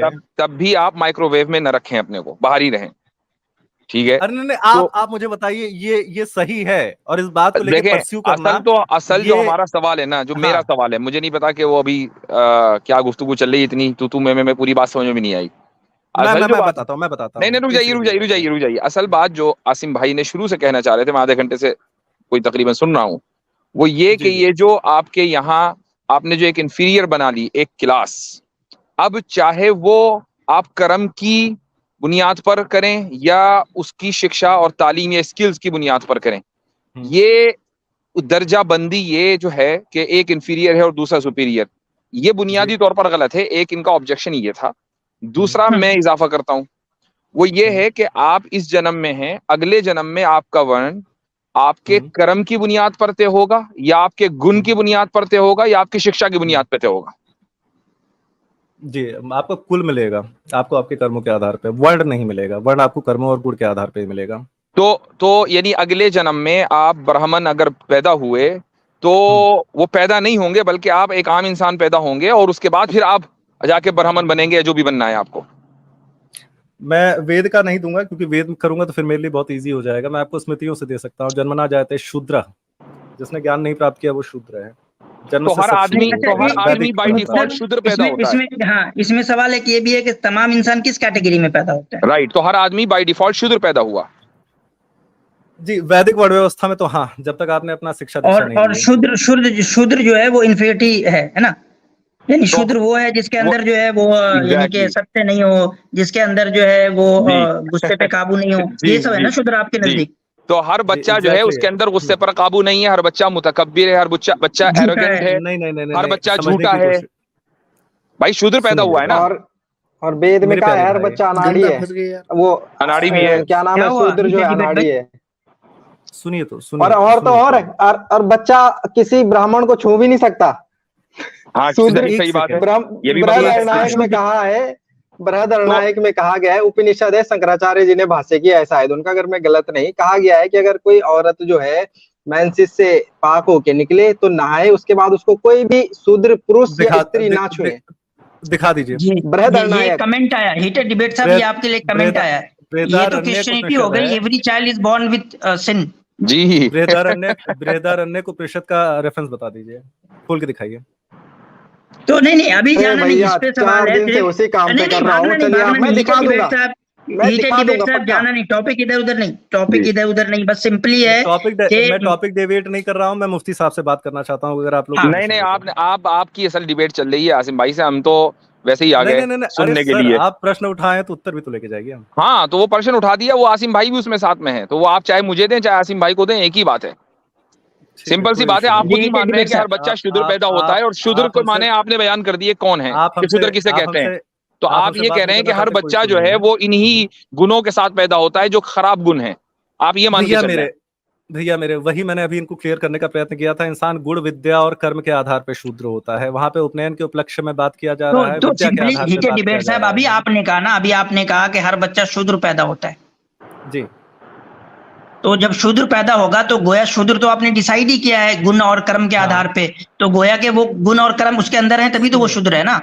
आसिम भाई समझिए, आपको वैसे भी चीजें समझ में नहीं आती हैं और आप बीच में नहीं ये बिल्कुल भाई, मुझे तो समझ नहीं आती ना। आप तो नहीं आप तो ईरान तुरान में बात करते हो, हमें समझ ही नहीं आती। आसिम भाई 1 मिनट, ये पर्सनल अटैक है। ये पर्सनल यही फैलेसी करेंगे, करेंगे और कुछ नहीं करेंगे। ये पर्सनल अटैक हीटेड विवेक साहब उसी वक्त होता है जब आदमी हर तरफ से घिर जाता है। अरे मेरी गलती हो सकती है, मैं सही से नहीं समझा पा रहा हूं। ये एहसास न दिलाएं कि हीटेड डिबेट कर रहा, दिस इज पर्सनल अटैक। आप बार-बार कह रहे हैं आसिफ भाई, आपको समझ में समझा पा रहा, आपको समझ में नहीं आता। एक है कि आपको समझ में नहीं आ रहा है, और एक है कि नहीं आसिम भाई को समझ में नहीं आता। इसका मतलब आप आसिम भाई को बेवकूफ कह रहे हैं। ये पर्सनल अटैक है। हो सकता है मैं नहीं समझा पा रहा, मैं नहीं समझा पाता सही से, इसलिए नहीं समझ में आता। तो आप अपने को कहिए ना, दूसरे को क्यों कह रहे हैं कि समझ में नहीं आता? हो सकता है टॉपिक ऐसा है जिसकी वजह से नहीं समझ में आता। हो सकता है नहीं, आप समझाएं, आप इसको समझाएं, आप इसको समझाएं कि हर बच्चा जो है वो क्या पैदा होता है। एग्जैक्टली मेरे प्यारे भाई, तो मुझे समझाने में थोड़ा सा समय दीजिएगा, ठीक है। मैं ये कह रहा हूँ कि ये उपनयन के उपलक्ष्य में जन्मना जाते शूद्रा का श्लोक आता है, ये शिक्षा के मामले में आता है कि जब तक आपका उपनयन नहीं हुआ है आप शूद्र ही हैं। ये विद्या के उपलक्ष्य में कहा गया है, यहाँ पे गुण के उपलक्ष्य में बताया जा रहा है। समझ रहे हैं मेरी बात? मैं पूछ रहा हूँ जो बच्चा पैदा हुआ वो किस कैटेगरी में पैदा हुआ? विद्या के अनुसार जो है वो शूद्र है, उसके पास कोई ज्ञान नहीं है। जैसे क्षत्रिय के पास जो होता है युद्ध कला होती है, वैश्य के पास वाणिज्य कला होती है, ब्राह्मण के पास वेद होता है, उनके पास कोई ज्ञान नहीं होता शूद्र के पास। शूद्र के पास कोई ज्ञान नहीं होता, उसके पास जो है वो इसका ज्ञान नहीं होता कि रोड पे झाड़ू कैसे लगाते हैं। बच्चे के पास कोई ज्ञान नहीं होता है। नहीं शूद्र, आपने कहा ना कि शूद्र के पास कोई ज्ञान नहीं होता, शूद्र के पास इसका ज्ञान नहीं होता कि झाड़ू कैसे लगाया जाता है। बच्चे के पास ज्ञान ना होने के कारण उसको शूद्र कहा जाता है। मेरे प्यारे भाई, मैं कुछ अलग भाषा भाई आप भाई वो बच्चा बड़ा होके जैसे ही वो 5 साल का उसने झाड़ू लगानी शुरू कर दी, तो झाड़ू लगाने का ज्ञान तो हो गया ना। जैसे ही उसने अपना उपनयन कराया वो नहीं रहा शूद्र। ये ज्ञान के आधार पर शूद्र कहा जाता है बच्चे को। तो अगर उसको झाड़ू लगाने का ज्ञान है तो अब क्या वो शूद्र है? स्पेशलाइजेशन नहीं है, झाड़ू लगाने में स्पेशलाइजेशन होती है क्या? बिल्कुल, बहुत से लोग अच्छी लगाते हैं, बहुत से लोग खराब लगाते हैं। इसमें क्या बात है? 4 साल का बच्चा झाड़ू लगाने में स्पेशलाइजेशन कर लेता है मुफ्ती साहब। चले 10 साल मान लीजिए। स्किल होती है मुफ्ती साहब, बहुत यानी कि झाड़ू लगाना बहुत बड़ा स्किल है। आप किसी अनाड़ी को लगाने दे दो झाड़ू, पता चला कि एक कोना साफ किया दूसरा कोना साफ ही नहीं किया, तो मैं उस विद्या का आपको ब्राह्मण मान लूंगा अगर आपके पास झाड़ू लगाने की स्किल बहुत अच्छी है तो। नहीं, आप मानने से क्या होता है? आप किताब में दिखाइए कि झाड़ू लगाने वाले को ब्राह्मण माना गया है। एग्जैक्टली जब उसका उपनयन संस्कार हो जाता है, जब वो स्पेशलाइजेशन के लिए जाता है तो उस चीज का ब्राह्मण हो जाता है। जब वो ट्रेड में जाता है, अगर झाड़ू लगाने की स्पेशलाइजेशन वैसे होती नहीं है, ये मूर्खता वाली बात है दादा, लेकिन हाँ जब आप किसी ट्रेड की स्पेशलाइजेशन कर रहे होते हैं तो आप वैश्य हो जाते हैं। जी भाई, आप ना गटर साफ करने वाले से पूछना कि उसकी स्पेशलाइजेशन है या आप भी कर सकते हो गटर साफ। एक दफा पूछ के देखो, उससे वो बताएगा। अगर उसकी स्पेशलाइजेशन है उसको ऐसा हाँ वो बताएगा। तो आप जो यहाँ पे तौहीन कर रहे हैं ना उन लोगों की, कि जो लोग जो हमारे वर्कर्स हैं जो काम करते हैं, आप कह रहे हैं कि भाई उसका तो ये मूर्खता वाली बात है कि उनका कोई स्पेशलाइजेशन नहीं होता। सर मैं चांडाल हूँ। ये उस विचारधारा को बतलाती है जो आपके अंदर कूट के भरी हुई है। मैं चांडाल हूँ, मेरी स्पेशलाइजेशन जो है वो लाशें ढोने में है। आप कितना भी छुपा लें वो छुपती नहीं है। वो ये आ गई ना, आपने कहा ये अगर आप चांडाल हैं, हीटेड डिबेट साहब, अगर आप चांडाल हैं तो स्वामी दयानंद सरस्वती जी ने कहा है कि चांडाल के हाथ का ना खाए और चांडाल के जिस्म से बदबू आती है उस हवा की तरफ भी ना खड़े रहें। इस पे क्या कहेंगे? शंकराचार्य ने हमें ब्राह्मण भी कहा है। अरे तो आप खुद को चांडाल कह रहे हैं। दयानंद सरस्वती साहब ने ये कहा है चांडाल के बारे में कि उसके घर खाना ना खाए। मैं चांडाल हूँ, मेरे घर वाले मतलब आप स्वामी दयानंद सरस्वती ने जो आपके बारे में कहा है, आपकी स्पेशलाइजेशन है ना, आपकी स्पेशलाइजेशन है। तो शैवाइट ब्राह्मणों का नाम सुना है आपने? लिहाजा अब ये ब्राह्मण हो गए, तो फिर स्वामी दयानंद सरस्वती के इस कॉल का क्या करें? चांडाल का स्वामी दयानंद सरस्वती के बारे में हम बात नहीं कर रहे हैं, हम आपको गुण और कर्म बता रहे हैं। और मैं वेदांतियों में और आगे की बात भी सुन लीजिए, और आगे की बात भी सुन लिया। आप वेदांती हैं तो वेदांती को स्वामी दयानंद सरस्वती ने कुतर्की कहा है। अगर उन्होंने कहा है तो कह सकते हैं, वरना मैं आपको फिर शिया रेफरेंसेस लाके पूछूं कि अंतिम संस्कार आप लोगों का किस प्रकार किया जाता है, आप अग्री कर पाएंगे? रेफरेंस दिखाएंगे आपको, बिल्कुल रेफरेंस दिखाएंगे, अगर आप रेफरेंस पे तुले हुए हैं। बृहद अरणायक का भी दिखाएंगे, इसका भी दिखाएंगे, चांडाल का भी दिखाएंगे, सब दिखाएंगे। अगर मैं आर्य समाज से आप नहीं, फिलहाल आसिम भाई से बात मैं करें। वही हाँ, वही प्रश्न, नहीं, आपने जब प्रश्न पूछ लिया, मैं आपको शिया रेफरेंसेस अगर दिखाता हूँ कि किस तरीके से अंतिम संस्कार किया जाता है, हमने तो एक बात इधर उधर नहीं, टॉपिक इधर उधर नहीं, टॉपिक इधर उधर नहीं, आपके सामने। टॉपिक में रहेंगे। और आपको पता है मैं रेफरेंसेस टाइम ज्यादा हो रहा है, हीटेड डिबेट साहब, टाइम ज्यादा हो रहा है, बहुत लंबी गुफ्तगू हो गई। सवाल है कि देखिए, एक तो आपने खुद से, मैं अपनी 1 मिनट में बात करता हूँ, फिर आपको 1 मिनट दूंगा, उसके बाद हम लोग स्टॉप करेंगे। एक तो ये है कि वर्ण की जो है 2 व्याख्या है जो आमतौर पे, एक तो वो है जैसे जो अम्बेडकर ने की है या पेरियार ने की है कि वो उसको जाति बेस्ड बता के उसको जो है वो कंडेम करते हैं। और जो हमारी, एक मिनट भाई सुन लेना, सही बोला है, अरे सुन लेना पूरी बात। तो जैसे इन लोगों ने इसको जाति बेस्ड बना के कंडेम किया है, और इसके यानी उनके सपोर्ट के लिए हमारे पास बहुत सारा लिटरेचर है, जो लिटरेचर लिखा गया है, जो वो लोगों ने लिखा जो अपने आप को वैदिक परंपरा से एसोसिएट करते हैं, उनके लिटरेचर जो है उनके प्रमाण्य है। तो वो तो बहुत सारा। एक दूसरा ये है जो अभी पैदा हुआ है, मतलब मान लें इसको आपके विवेकानंद या गांधी जी वगैरह ने जो इसको थोड़ा सा एक मॉडिफिकेशन करने की कोशिश की। उन्होंने कास्ट को तो यानी कि जो हायरार्की है उसको सपोर्ट किया, लेकिन उन्होंने एक नया ये लेकर आया कि ये जो है ना वो जन्म सिद्ध नहीं है, बल्कि वो काम के बेस पे आधारित है। ठीक है, जो कर्म है उसके बेस पे आधारित है। लेकिन आप जो आज लेकर आए हो ना, एक मिनट, आज जो आप लेकर आए हो ना, तीसरा कैटेगरी लेकर आ गए आप ना इस पे। ऑडियंस कह रही है कि अगर जरूरत नहीं है स्क्रीन की तो फुल कर दें, उनको पूरा नहीं दिख रहा, वो ये कह रहे हैं नीचे लोग, इसलिए मैंने कहा आपको। हाँ ठीक है। तो आपने जो है एक तीसरा जो है आज आपने एक व्याख्या दी है वर्ण की, कि वो 3 चीजों पे आधारित होता है, कर्म, गुण और शिक्षा। ठीक है, तो चले मुबारक हो, आपने कुछ तो कंट्रीब्यूट किया है इस सारे जो हिंदुओं का जो कास्ट सिस्टम को डिफेंड करने का जो सारा काम चल रहा है, उसमें कुछ तो आपने कंट्रीब्यूट किया है। इसके लिए आप अपने सर्कल में जरूर जो है वो मुबारकबाद कबूल करिएगा, और लोगों को कहिएगा ये मेरा कंट्रीब्यूशन है आपके लिए, और इस पे आप काम करिएगा। अच्छा, ये जो अभी इन्होंने एक बात कही है, मैं उसका जवाब जरूर देना चाहूंगा। इन्होंने दयानंद सरस्वती के हवाले से कहा कि अगर मैं शिया रेफरेंसेस खोल के दिखा दूं, तो देखें, अगर शिया रेफरेंसेस में जितने भी नरेटर्स हैं वो सारे के सारे सच्चे हैं तो हम मान लेंगे। हम जिनको नहीं मानते उनको झूठा मानते हैं। आप बता दीजिए, दयानंद सरस्वती को सच्चा मानते हैं कि झूठा? सर मैं वही बताना चाहता हूँ कि अगर कोई सेक्ट किसी अन्य प्रकार से लिख रहा नहीं, तो आप कहिए ना झूठा है, तो ठीक है, हम आप उसका हवाला नहीं देंगे आपके सामने। प्रकार से थोपने की आवश्यकता नहीं है ना, मैं उसके बारे में बात भी नहीं कर रहा। इसकी कोई, अभी आपने बात की ना, आपने शिव का हवाला दिया, आप कहिए दयानंद सरस्वती झूठा है, हम नहीं देंगे उसका हवाला, और सच्चा मानते हैं तो फिर हवाला कबूल कीजिए। जो लोग भी जिन लोगों ने भी, चलिए छोड़िए, रहने दीजिए, उस डायरेक्शन में नहीं ले जाते, रहने दीजिए। ये कंक्लूडिंग स्टेटमेंट है, हम लोग इस बारे में डिटेल में बात करते हैं मुफ्ती साहब कभी। जी अपनी बात पूरी कर लें आसिम जी। जी, तो मैं यही कह रहा था कि आप अपने सर्कल में जाएं थोड़ा और देखें कि आप कहें कि मेरा एक कंट्रीब्यूशन है। आज मैंने जो एक नई व्याख्या लेकर आई है वर्ण सिस्टम के लिए, कि उसमें 3 एलिमेंट्स के बेस पे डिसाइड होता है, कि जिसमें शिक्षा, गुण और कर्म जो है वो है। ठीक है मेरे भाई, बहुत बहुत धन्यवाद आपका। अच्छा, एक चीज और, आसिम भाई, इन्होंने हीटेड डिबेट ने आपको, चूंकि इस चीज की वजाहत बहुत जरूरी है, इस डिबेट में कई मरतबा आपको मुफ्ती साहब कहकर मुखातिब किया है। क्या आप, मेरे लिए नई इत्तला है, क्या आप मुफ्ती साहब हैं? नहीं मुफ्ती, मैंने इस पे कई दफा वजाहत कर दी है ऑलरेडी स्ट्रीम पे कि मैं मुफ्ती नहीं हूँ। मैंने कई दफा की है इसकी वजाहत। चूंकि अब जब ये अपने यहाँ, मैंने इसलिए क्लेरिफिकेशन कर दी है, चूंकि जब ये अपने चैनल पर, अगर इनकी शायद हिम्मत हुई आज की डिबेट चलाने की, तो कहीं उसमें ये आपको थंबनेल में या कहीं मुफ्ती साहब कहकर मुखातिब ना करें, ये मैंने पहले जी। अच्छा ठीक है, सो सॉरी, मतलब अभी मैं क्लोजिंग रिमार्क देता हूँ। बहुत बहुत धन्यवाद। एक्चुअली मुझे क्लोजिंग रिमार्क्स तो आपने दे दिए मेरे भाई, आपने दे दिए। मैंने नहीं दिए थे सर, इन्होंने भी कहा था 1 मिनट का समय। चले कोई नहीं, 30 सेकंड में बोल लें आप। 1 मिनट का दे दीजिए पूरा। सर देखिए, जो बाबा साहब ने लिखा है वो कहीं भी गलत नहीं लिखा है, कि एक समय था वाकई में जिस समय जो है एक लोग, क्योंकि उस घर में पैदा हो रहे हैं, उनकी जो दशा है वो निंदनीय कर दी गई थी, और उस चीज की हम भत्सना करते हैं और आजीवन उसके खिलाफ लड़ते रहेंगे। लेकिन जो हमारा वैदिक परंपरा है और जो सारी बातें मैंने कही हैं वो मैंने गीता से कही हैं, महाभारत से कही हैं, वेदों से कही हैं, वज्र सूचिका उपनिषद से कही हैं। सारी की सारी बातें वो हमारे वैदिक ग्रंथ हैं।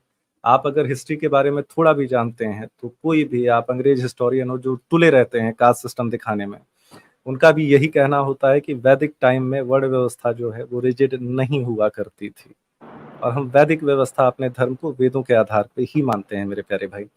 दूसरी चीज ये है कि अगर अगली बार मैं आऊंगा और अगर अभी आप अवसर दें तो अब मैं कि ये जो लोगों के बीच में फर्क किया जाता है वो मेरे ख्याल से आपका इस्लाम में क्लोजिंग रिमार्क हो गया ना, नहीं क्लोजिंग स्टेटमेंट हो गया है। अब आप नहीं बात 30 सेकंड हो गए, ठीक है।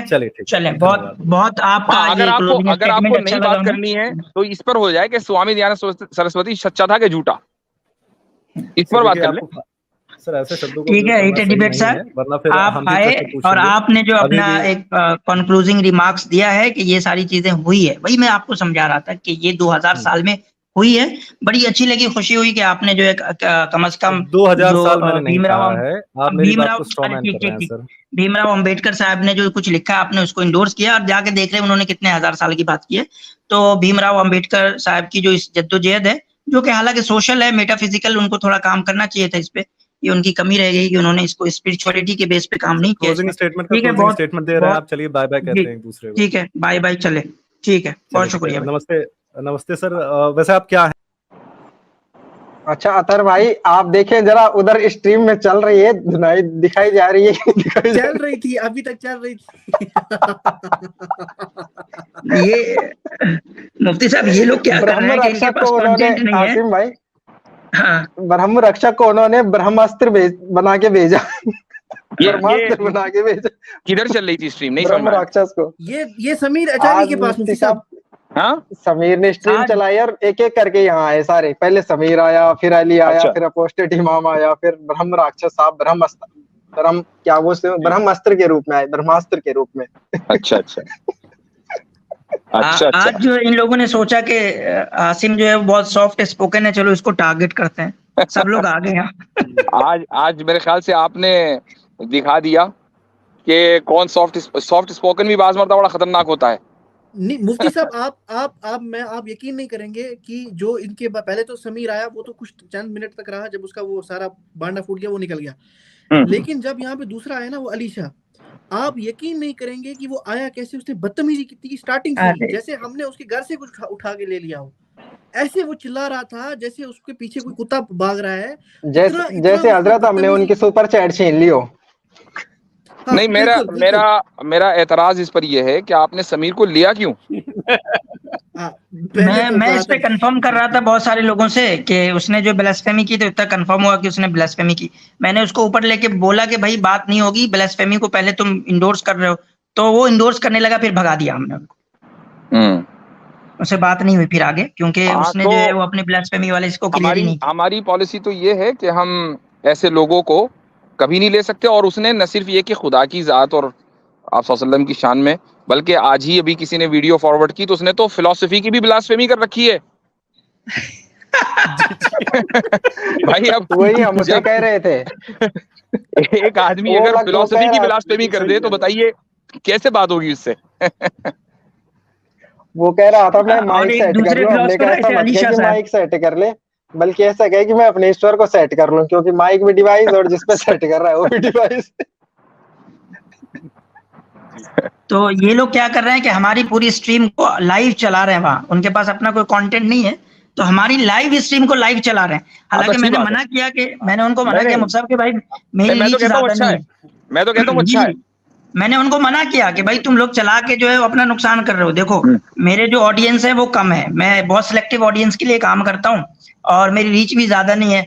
तुम लोग अगर खामखा अपने चैनल पे मेरी वीडियो चलाओगे तो मैं भी जो है फेमस हो जाऊंगा, तो नुकसान तुम्हारा ही होगा। ऊपर से अपने ही ऑडियंस को ये बतलाना कि देखें हमारी धुलाई इस तरह होती है। आसिम भाई स्क्रीन शेयर कर दें ताकि ऑडियंस देख सके ये लोग क्या कर रहे हैं लाइव। स्क्रीन शेयर कर दें। कौन सी? अभी तक तो थे। अच्छा ये देखें, देख रहे हैं आप यहाँ पे? ये देख, ये देखें, ये समीर के चैनल पे चल रहा है। हाँ, ये एक एक करके चैनल में दिखाता हूँ। चैनल पे ही चल रहा है। ये क्या कह रहा था कि ये क्या कह रहा था कि खुदा ऑल पावरफुल नहीं है लेकिन वो पावर ऑफ एवरीथिंग है, कुछ इस तरह की बात हुई थी ना। बिल्कुल मुफ्ती साहब, आप बिल्कुल, ये आप देखें यहाँ इससे नीचे टाइटल पे लिखा है वेयर इज दज्जाल, तो समीर को आज पता लग गया होगा, इसके लिए दज्जाल यहाँ पे बैठे हैं, एक से बढ़ और यहीं पे बैठे हैं। मजे की बात यह है कि ये हीटेड डिबेट को भेजते हैं और सारे एक्स मुस्लिम हिंदू का दिफा करने में लगे हुए हैं। देखिए एक बंदा लिखता है they are showing you live now, उसकी chat they are showing you live now. क्या बंदे। असल में बकौल समीर के ये टुच्चे से पुरानी है तो ये जो टुच्चा लफ्ज इस्तेमाल किया था उसने बड़ा महसूस हुआ था मैं उससे। बताइए खुदा को कहाँ पहुंचा दिया इसने।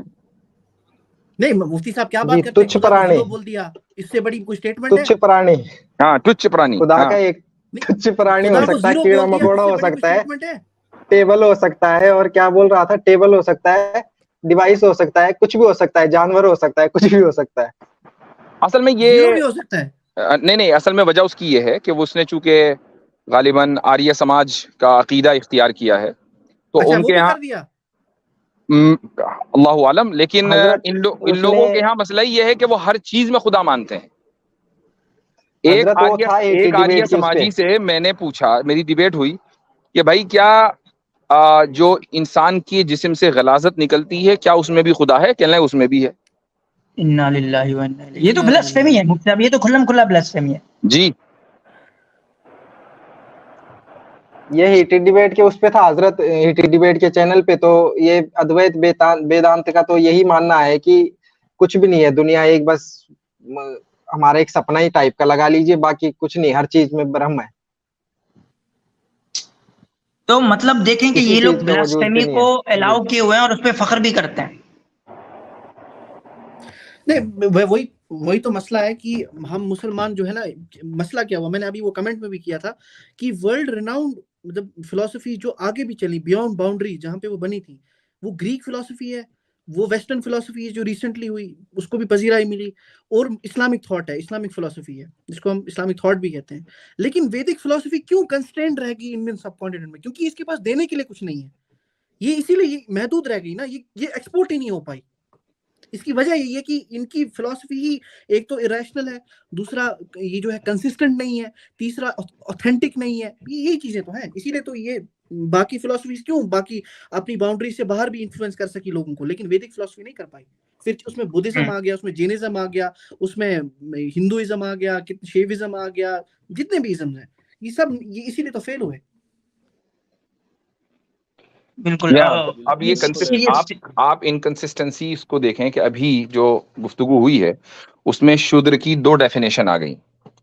एक तो जो शिक्षा है यानी तालीम या स्किल्स के एतबार से है कि जो बच्चा पैदा होता है वो शूद्र इस मानागर है कि उसके पास तालीम नहीं है, और एक डेफिनेशन शूद्र की आ गई जो इंसान का जो अमल है उसके एतबार से और सिफात के एतबार से कि वो अगर काइंड है, जेनरस है, और फिर वो जेनरसिटी करता है, काइंडनेस दिखाता है, तो वो भी शूद्र नहीं है। लेकिन अगर वो एरोगेंट है और वो एरोगेंस दिखाता है तो वो शूद्र है। तो ये दो डेफिनेशन हो गई, एक बड़ों की और एक छोटे की। तो यही इनकंसिस्टेंसी है, यहीं से साबित हो गया।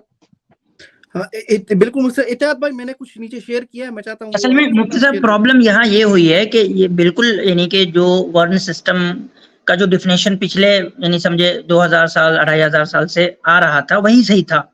तो जब मॉडर्निटी ने इन लोगों को एक्सपोज करना शुरू किया तो बड़े परेशान हुए, तो नई डिफिनेशन इन्होंने गढ़नी शुरू की और जिसकी वजह से और कंफ्यूज होते चले गए, और कंफ्यूज होकर इनको जो है पता ही नहीं चलता कि इनका मेयार क्या है वर्ण सिस्टम का।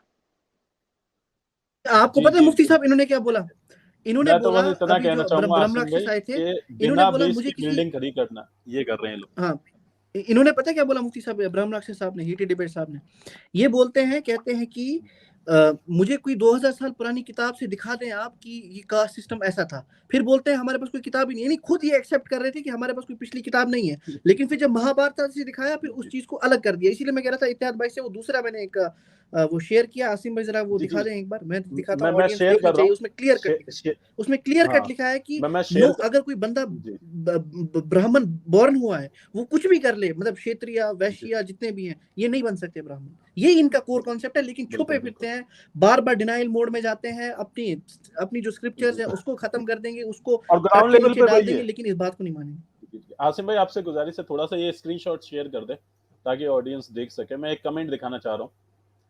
अच्छा, जी जी, ये यहाँ पे आप देखें, ये आपको दिख रहा है कि सब सालों को इस्लाम पे बात नहीं करना है, हिंदुइज्म पे बात करना है, सारे मौलवी फट्टू होते हैं। पहले मैं इसका सेंस बता दूं कि आज का टॉपिक का, पहले आप देखें कि आज का टॉपिक क्या है, कि metaphysical harm of casteism and untouchability. ये मैंने तो टॉपिक है। हिंदुइज्म की बात ही नहीं की थी भाई, मैंने तो हिंदुइज्म के कहीं कहीं नाम भी नहीं लिया, कहीं कुछ भी नहीं बोला।